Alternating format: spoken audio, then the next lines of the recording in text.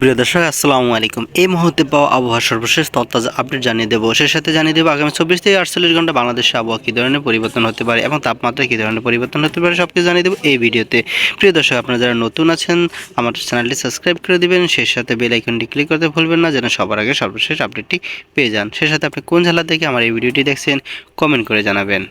প্রিয় দর্শক, এখন আমরা এক নজরে দেখে নেব আজকে রাতের উপগ্রহ চিত্র থেকে বাংলাদেশের আকাশের কি অবস্থা। আজকে দেখতে পাচ্ছি যে রংপুর, রাজশাহী, ঢাকা, চট্টগ্রাম, খুলনা, বরিশাল এবং ভারতের কলকাতা, ধানবাদ, পূর্ণিয়া, গুয়াহাটি, শিলচর এবং শিলংয়ের আকাশ কিন্তু পরিষ্কার থাকবে।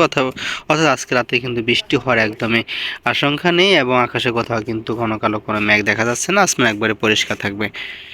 সুপ্রিয় দর্শক, এখন আমরা দেখে নেব আগামী 24 থেকে 48 ঘন্টা বাংলাদেশের মেঘ বৃষ্টি হওয়ার সম্ভাবনা আছে কিনা সেটা আমরা দেখে নেব।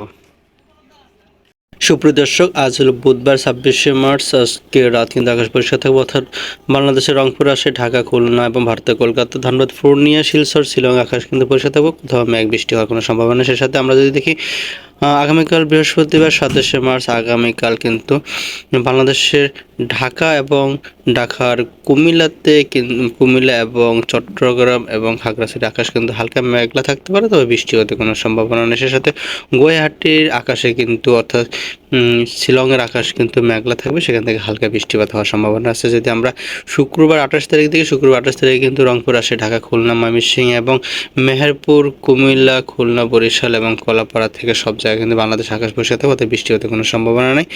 আমরা যদি শনিবার 29 তারিখ দেখি, শনিবার 29 তারিখ কিন্তু আবহাওয়া অপরিবর্তিত থাকবে। শুধুমাত্র সকালের দিকে কিন্তু ঘন কালো কুয়াশা পড়ার একটি সম্ভাবনা আছে। তারপর হচ্ছে উপকূলীয় জেলা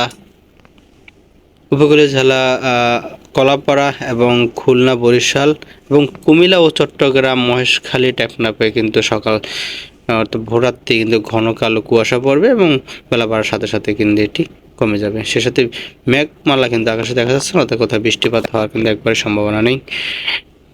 প্রিয় দর্শক, এখন আমরা এক নজরে দেখে নেব আগামী 24 থেকে 48 ঘন্টা বাংলাদেশের তাপমাত্রা কী ধরনের পরিবর্তন হতে পারে। বাংলাদেশের আগামীকাল 27 তারিখ যদি আমরা সকাল 7টা বাজে দেখি, তবে রংপুর, রাজশাহী এবং ঢাকার আকাশে ঢাকা কিন্তু তাপমাত্রা 27 থেকে 29 ডিগ্রি বা 30 ডিগ্রি সেলসিয়াস থাকবে এবং বেলা বাড়ার সাথে সাথে অর্থাৎ যদি বিকেল 4টা বাজে দেখি আমরা দেখব রংপুর, রাজশাহীতে কিন্তু 35 ডিগ্রি সেলসিয়াস তাপমাত্রা, ঢাকাতে 37 ডিগ্রি এবং কলকাতাতে 38 ও ধানবাদে 39 ডিগ্রি সেলসিয়াস তাপমাত্রা, পুনেতে 30 ডিগ্রি সেলসিয়াস তাপমাত্রা হতে পারে। অর্থাৎ একটি তাপপ্রবাহের কিন্তু জোর সম্ভাবনা রয়েছে। সে সাথে যদি আমরা শুক্রবার দেখি, শুক্রবারে কিন্তু ঢাকাতে 37 ডিগ্রি তাপমাত্রা থাকবে সকাল 10টা বাজে এবং রংপুরে 33, রাজশাহীতে 34, চট্টগ্রামে 33 এবং সিলেটে কিন্তু 32 ডিগ্রি সেলসিয়াস তাপমাত্রা থাকবে সকাল 10টা এবং বেলা বাড়ার সাথে সাথে। যদি আমরা দুপুর 1টা বাজে দেখি, দুপুর 1টা বাজে কিন্তু একটি অতি তাপ প্রবাহ কিন্তু লক্ষ্য করা যাবে, অর্থাৎ বাংলাদেশের তাপমাত্রা অনেক বেশি বেড়ে যাবে। দুপুর 1টা বাজে ময়মনসিংহে কিন্তু 35 এবং ঢাকাতে কিন্তু সর্বোচ্চ 38 ডিগ্রি সেলসিয়াস তাপমাত্রা পর্যন্ত উঠে যেতে পারে। এই ছিল আজকের আবহাওয়ার আপডেট। ভালো থাকবেন, সুস্থ থাকবেন, আল্লাহ হাফেজ।